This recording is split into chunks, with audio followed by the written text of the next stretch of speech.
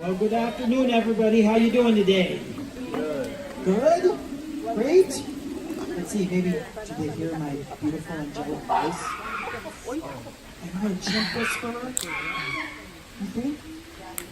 Yeah. Well, when they hear my voice, they know, oh, it's time for the favorite time of the day, which is lunch.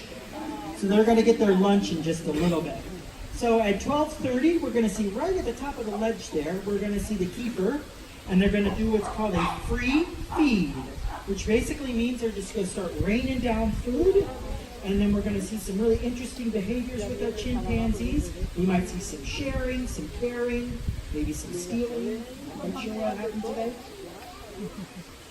Yep, I equate it to dinner at my house. There's a lot of noise. Someone gets angry and food is thrown.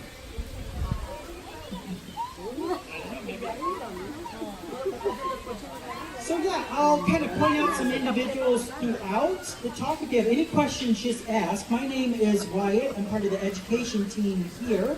And welcome to our Chimp Chat. We do have the largest troop in one space in North America. We have 15 individuals.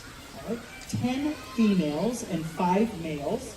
Our oldest is Nan. She will be 40 in December. She's a big 4-0 in December. Nan. And then our youngest are the 2 males. They are Oliver and Johari, and they're 4 years old. And that one right at the top there, that's Oliver. At the top of the tree there. So he's one of our youngest. Oliver there.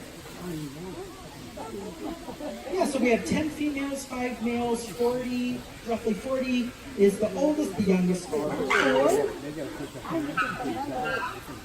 And then right there that made a lot of noise, that's right in the front there, that is our alpha male, that is Glenn. So right in the front there is Glenn, he's standing up. He's saying hello. So,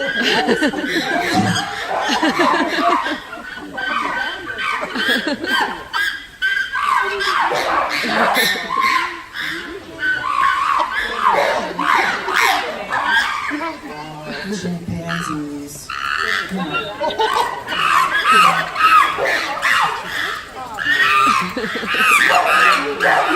Just having family bickering. That can happen, family bickering.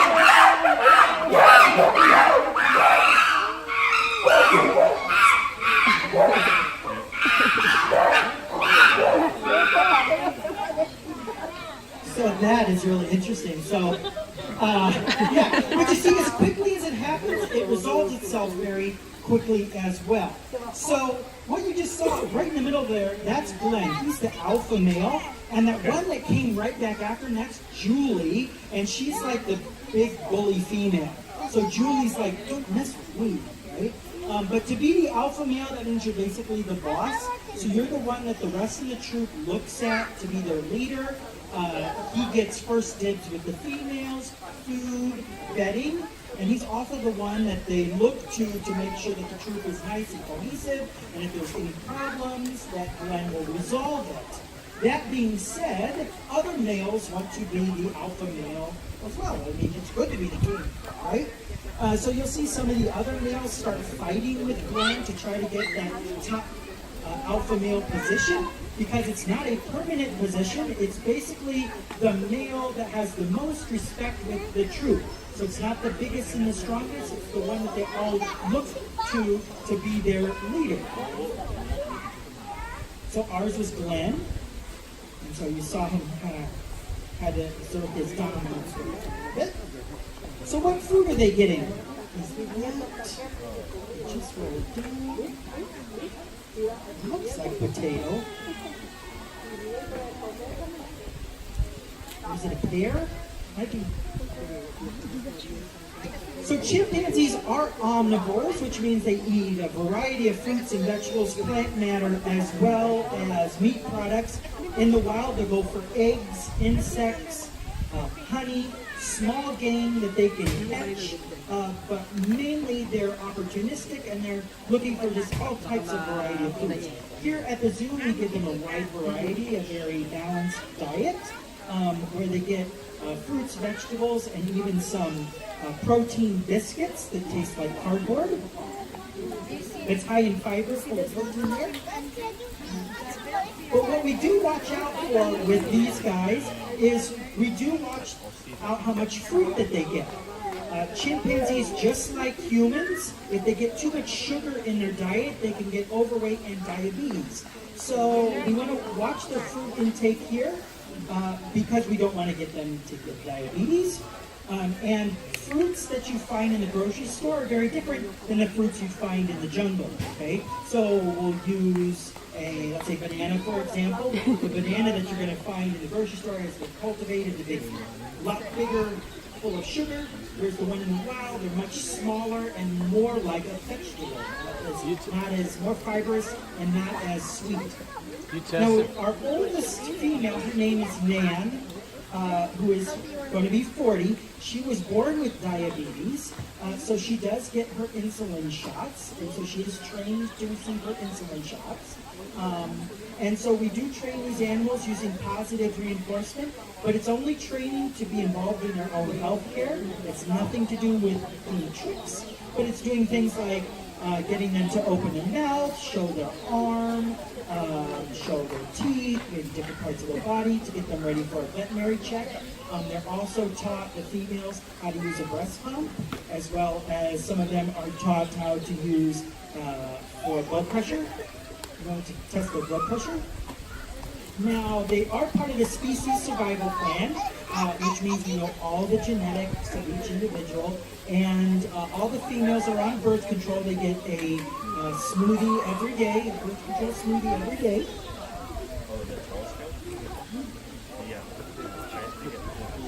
Let me see who we got here. So in the world of chimpanzees, you're considered a little one. Till you hit about the age of between 6 to 10. That's when you become a teenager. So you hit those awkward teenage years from 6 to 10. Okay? So before the age of 6, basically you can get away with whatever you want. You can see stealing, you see some pulling on hair, some playing around, and the adults are like that. But then between 6 and 10, they become a teenager, and then the adults start teaching them what it's like to be a chimpanzee. You'll see a lot more correction during that time, and it is a very, just like with humans, it's an awkward time to be a teenager. So we have Zuri, one of our females, that's going, she just hit 7, she's going through that time right now. And so you'll see her, she's often times she'll be by herself, or she'll be seeking out her mother a lot for comfort, because she's going through a lot of changes that she doesn't know. She's not allowed to do the things that she used to do when she was an infant. And they're considered an adult at the age of 15. So once they hit 15, they're considered a full-fledged adult. And how it works basically is that the males will stay with the troop. That's what you call a group of chimpanzees, a troop or community. They stay with their troop their entire life.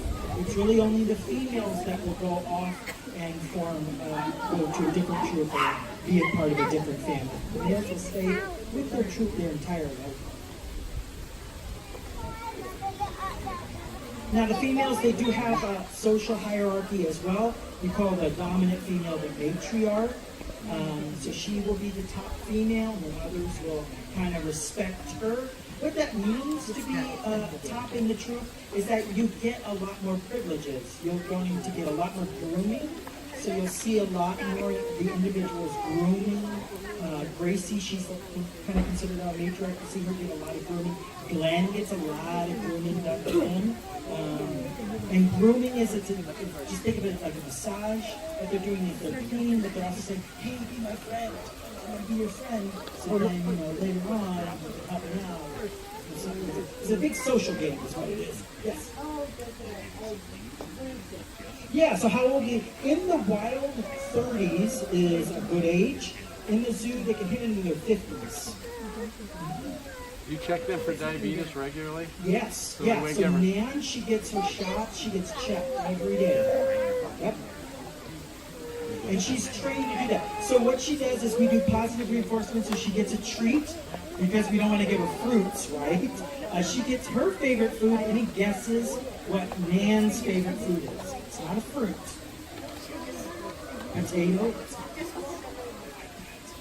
Any other guesses? Potato's bad for the blood sugar meat or something. Potato, yeah, starchy. Green onions. So green onions. Oh, that's Zoe. Let's see if I can find it. Yeah, green onions. So maybe tonight, you know, when you're popping some Netflix, just eat a bucket of green onions and talk to the rest of your family, see how that works out. I have enough social problems. Yeah. Yeah.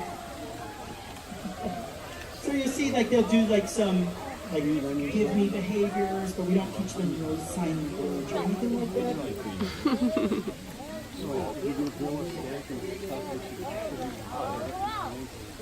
Some other behaviors that are really interesting to look for is that, of course, you saw some fighting going on. I think that's what a lot of people think of when they think of chimpanzees. It's about 10% of their social life is fighting. The rest is them getting along and trying to vie for position and making friends, because it's all about, because you're thinking about, you've got multiple generations of different families living together. Of course, there's going to be fights that break out. Most of the time, you want to get along, right? Because you're a family, you're a troop. You want to stick together. So some behaviors that you're going to see. Oh, that was Glenn. He's against the wall there. He's the alpha there. He just told the little ones to get away. It's weird. So things that you'll see is the grooming. That means be my friend. Another thing that you might see them do is what's called hand clasping. It's where two individuals will hold their hands up, clasp arms, and then they might even sniff each other's armpits. So maybe make a new friend today. Maybe sniff, just sniff someone's armpits. See how that works. But one thing you won't see them do a lot that's a happy sign is showing all of their teeth. Very different with us than them is to show all your teeth. If they just show their upper, that can be a smiling type of behavior, like I'm happy. If they show all their teeth, it's actually an agitation. So that means they're either fearful, angry, some type of upset if they show all their teeth. So you won't see them do that a lot with each other, but if they do, that means they're not happy. And that means the other individual should back off.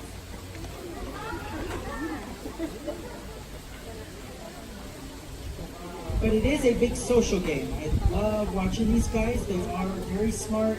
They're individual. They have different personalities. Certain individuals like others more than another one. But one story I like to tell that just to kind of show how intelligent these animals are. So they are under protected contact. So the keepers don't go in with them. And that's mainly to protect the keepers. But what they're able to do is the keepers can call for an individual and they can ask, they can say, Glenn, can you go get Gracie? And Glenn will go find Gracie and bring her over to the keepers. So not only do they know their own name, they know the others' names that we have given them, along with their own social behaviors amongst each other. So they're very smart. Up, Regina? I did a lot. It's a lot of, so the question was how much vocabulary? It's a lot. They have almost the exact same emotions that we have, and a lot of subtle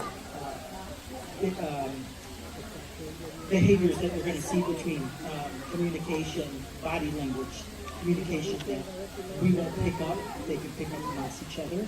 Just even positioning of their body. If you see backs amongst each other, that probably means that they maybe don't really get along so well, or they don't want to be near each other. But if they're facing each other, showing vital, delicate areas of the body to another individual can mean like, oh, I want you to be my friend. Like,